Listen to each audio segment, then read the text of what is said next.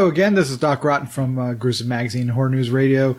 Joining me tonight is Paul Cardullo with another installment of Groovy, Gory, Gruesome Gold. Tonight he's talking about another classic George Romero flick. This is from 1973, The Crazies.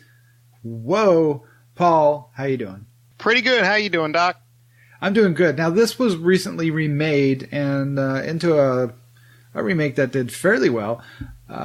But I'm not certain many people have seen the original, but may actually know of it if they are Romero fans. But tell us about The Crazies from 1973. So, The Crazies it's a relatively straightforward story. A virus, a military-created virus, accidentally gets released in a small town, and the virus causes people to become crazies. They cause them to go crazy, sometimes homicidal, can also cause death. And so the military is brought in to contain it, to the point where they even call in the possibility of a nuclear strike to get rid of it.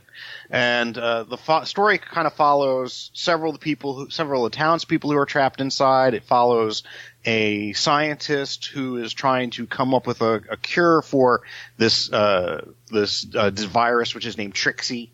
And it also follows the military people that are also trying to contain it. Has very iconic imagery of the people in the white suits and gas masks and guns, basically the military trying to contain the virus. And, of course, as to be expected, things don't go terribly well. No, it's a George Romero film. No. What was your take on The Crazies? You know, I saw this ages ago, and I remembered liking it, and I saw it again this time, and I'm like, I remember liking this more than I'm liking it. I think it was budgetary issues. You get the feeling that a large percentage of the people in the movie, not just the extras running around, but a large percentage are amateur actors.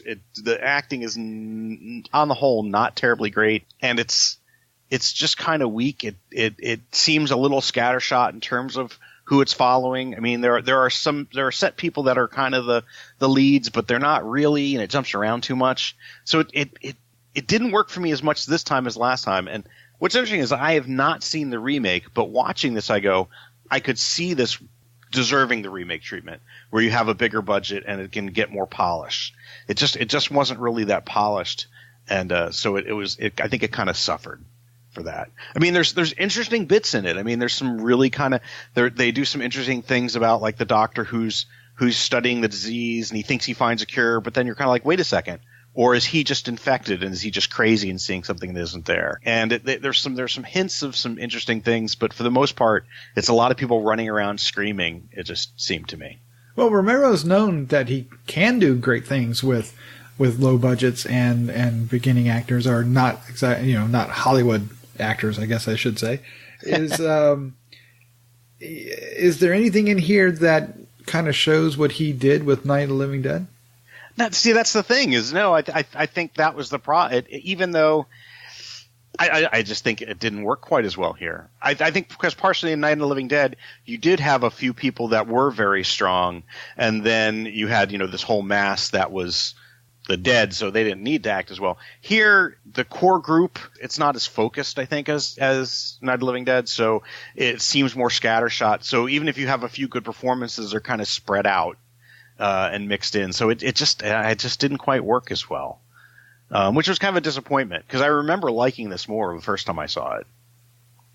Is there gore or shock values that horror fans like? I don't know about shock value, and gore is not really. I mean, there's people being shot a lot, and there's some people being stabbed, but it's nothing.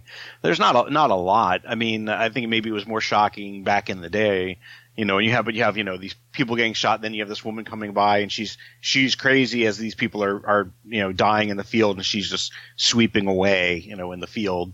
But I mean, it's worth a look for historic value, but I wouldn't say, hey, this is. I wouldn't put this as one of his classics, even though this is one of his better known lesser films. I don't think it's one of his better lesser films. All right. Well, there you go. All right. Yeah. Give us your score, 1 to 5, and your favorite scene. I'm gonna have to stick this just at a 2.5, just because it didn't quite as work well for me as I remember it. And my favorite scene, I think, was the scene where the doctor's sitting there and he's in the lab and he thinks, I found the cure. This could be it. This could be it. And his assistant's like, I'm not seeing anything. What are you talking about? He's like, no, I've got the cure. And it takes you a second to go, wait a second. He could actually be crazy. Or maybe he's sane and she's crazy. But of course, as the film goes on, no one's ever going to find out because, oops, spoilers. He doesn't quite make it out. But yeah, I think that was my favorite scene because that was probably one of the neater aspects of it. It's not one of his better, lesser films. If you're interested, check it out because it is one of his more well-known ones. I'm more interested at this point to check out the 2010 remake.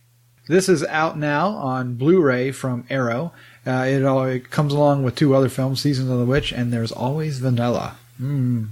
Yeah, and Arrow always has some really neat releases and lots of good extras, so it's worth grabbing the set because it's got some neat extras on it. So. All right. Well, Paul, thank you once again for a great review. Let's say goodnight. Good night, Doc. Be sure to visit GruesomeMagazine.com to listen to the other Gruesome podcasts, Hard News Radio, and Decades of Horror. Also, check out the Gruesome Magazine Quarterly, available in digital and print-on-demand format.